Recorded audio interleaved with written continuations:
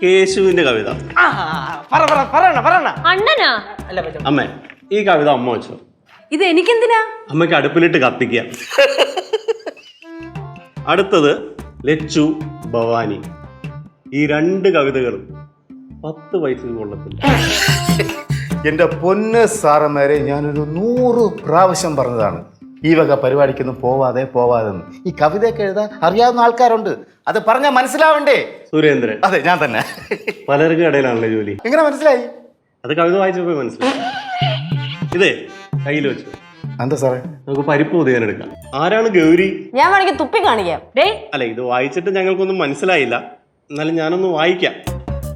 Dreams my in night every, you feel I, you see I, on go you know. ഒരു minute, ആ paper ഒന്ന് തരൂ.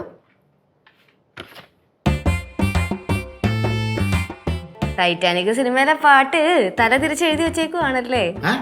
Every night in my dreams, ആ പാട്ടാണ് ഈ എഴുതി വെച്ചേക്കുന്നത്.